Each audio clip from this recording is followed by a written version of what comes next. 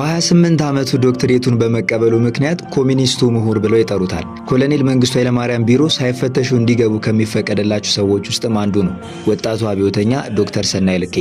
ዛሬ ስለዚህ ሰው ላወራችሁ ቪዲዮውን ኮፒ ሊንክ ፎሎ ማድረጋችሁን እንዳትረሱ። ዶክተር ሰናይ ልኬ በወለጋ ክፍለ ሀገር ተወለደና ከቤተሰቦቹ ጋር ገና በ6 ወሩ ወደ ጎሬ ከተማ በመሄድ እድገቱን በዛ አድርጓል። እድሜው ለትምህርት እንደደረሰም በጎሬ አንደኛ ደረጃ ትምህርት ቤት ከተማረ በኋላ እስከ 10ኛ ክፍል 11 እና 12ኛ ክፍል ደግሞ በቢሾፍቱ ስዊድን ኢቫንጀሊካል ኮሌጅ ተማረና 1956 ዓ.ም የተማሪዎች እንቅስቃሴ በደንብ እያየለ በነበረበት ጊዜ አዲስ አበባ ዩኒቨርሲቲ ተቀላቀለ። አዲስ አበባ ዩኒቨርሲቲ እየተማረም ሳለ በትምህርቱ በጣም ጎበዝ ስለነበረ ባገኘው ስኮላርሺፕ አማካኝነት ወደ አሜሪካ ሄደና በሜካኒካል ኢንጂነሪንግነት ተመረቀ የመጀመሪያ ዲግሪውን።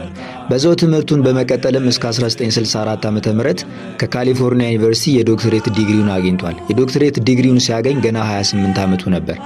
እዛ ባለው እንቅስቃሴም የፊውዳሉን ስርዓት ይቃረን ስለነበረ በአሜሪካ የተማሪዎች ህብረት ማህበርን ከመመስረት አልፎ እንቅስቃሴያቸው ላይ ጉልህ ሚና የነበረ ሰው ነው ዶክተር ሰናይ ልኬ። ወደ ሀገር በመመለስም በሚያደርገው እንቅስቃሴ ላይ ኢህአፓ እኛ ላይ ለሚደርሰው ነገር አንዱ ተጠያቂ ሰናይ ልኬ ነው በማለት እንዲገደሉ ሊስት ካደረጋቸው ሰዎች ውስጥም አንዱ ነበር። ሳይፈተሹ የኮሎኔል መንግስቱ ኃይለማርያም ቢሮ እንዲገቡ ከሚፈቀደላቸው ሰዎች ውስጥና የደርግ የቅርብ ሰው መሆን የሚነገርለት ዶክተር ሰናይ ልኬ የወዝ ሊግ ድርጅትንም መስርቶ ብዙ እንቅስቃሴዎችንም ሲያደርግ እንደነበረ ከታሪኩ መረዳት እንችላለን።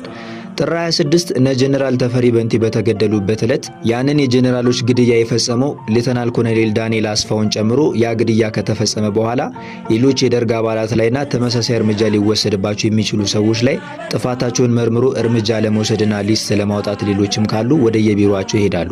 በዚህ ጊዜ ነው ሻለቃ ዮሐንስ ምትኩ ቦታው የደረሰውና ሁኔታውን ካየ በኋላ ሊወጣ ሲል ሁለት ጠባቂዎች ይዘው ወደ ዳንኤል አስፋ ቢሮ ሊወስዱት የሚሞክሩት። ስለ ሻለቃ ዮሐንስ በሰራውላችሁ ቪዲዮ ላይ እንደነገርኳችሁ ሻለቃ ዮሐንስ ምትኩ ሁኔታውን ካወቀና ሊገሉት እንደሆነ ካወቀ በኋላ ሁለቱን ጥበቃዎቹን ከገደለና ቢሮ ድረስ ሄዶ ዳንኤል አስፋንም ከገደለ በኋላ ዶክተር ሰናይ ልኬ ከኋላ ሲከተለው እሱንም ተመልሶ ወደ ኋላ ተመልሶ ጥይት ተኩሶበት ዶክተር ሰናይ ልኬም ልክ እንደ ዳንኤል አስፋ ሁሉ በሻለቃ ዮሐንስ ምትኩ በተተኮሰ ጥይት ህይወቱ አለፈ ማለት ነው።